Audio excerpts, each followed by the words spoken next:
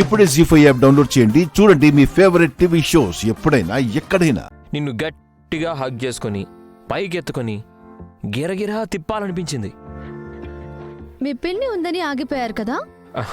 అంటే అక్కడ ఇంకా చాలా మంది ఉన్నారు కదా.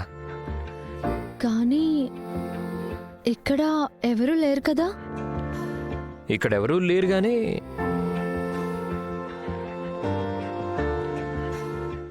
సీత,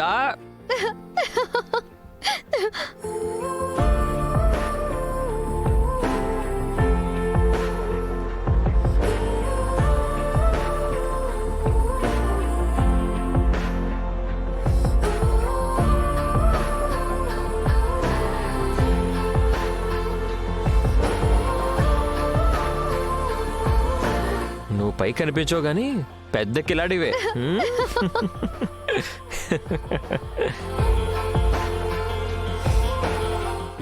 అయ్యో మామ, ఆపు మామ, కళ్ళు తిరుగుతున్నాయి, కింద పడిపోతాను.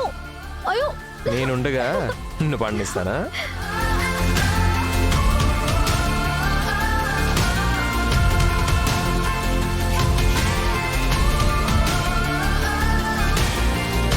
పడనిస్తానా అని పడేసావేంటి మామ?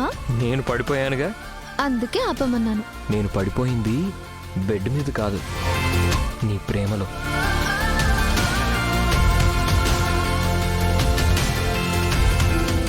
అవును సీత, నువ్వు పెద్దగా చదువుకోలేదు కదా, నీకు అన్ని విషయాలు ఎలా తెలుసు? మా ఊళ్ళో నేను రోజు గుడికి వెళ్లేదాన్ని. పంతులు గారు ఇలాంటి మంచి విషయాలు ఎన్నో చెప్పేవారు, అవి గుర్తుపెట్టుకున్నాను. నీకింకా ఏమేం తెలుసు?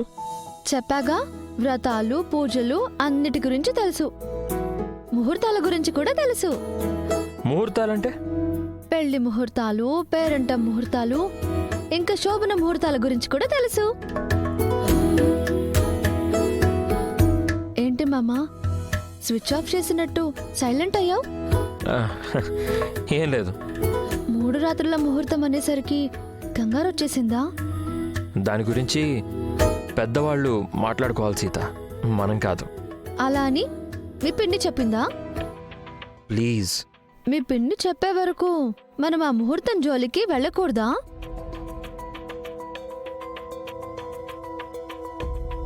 మన గురించి పిన్ ఆలోచిస్తుంది. మన గురించి మనం ఎప్పుడు ఆలోచిస్తాం? కొన్ని పెద్దవాళ్ళకే వదిలేయాలి సీత. కానీ మనం కూడా కొన్ని నిర్ణయాలు తీసుకోవాలి. పిన్ని చెప్పే వరకు మనం ఏ నిర్ణయమూ తీసుకోవద్దు. నీది గౌరవమా లేక ప్రేమ? పిన్నికి తెలియకుండా నేనేమి చేయను. కానీ నీకు తెలియకుండా మీ పిన్ని చాలా చేస్తుంది. ఇప్పుడు పిన్ని టాపిక్ వద్దు, ఈ హ్యాపీ మూమెంట్ని పాడు చేయొద్దు. సరే, మీకే విషయాలు తెలుసు? ఏ విషయాలు అంటే? ఏ ఏ విషయాలు తెలుసు అని. కొన్ని తెలుసు, కానీ నీకంటే జూనియర్నే.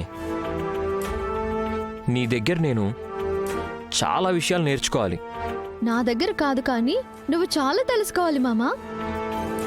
నెమ్మదిగా ఒక్కొక్కటి తెలిసేలా చేస్తాను. మరి స్టార్ట్ చేయి సీత. ఆల్రెడీ స్టార్ట్ చేశాను. సీత, సీత ఆగు సీత.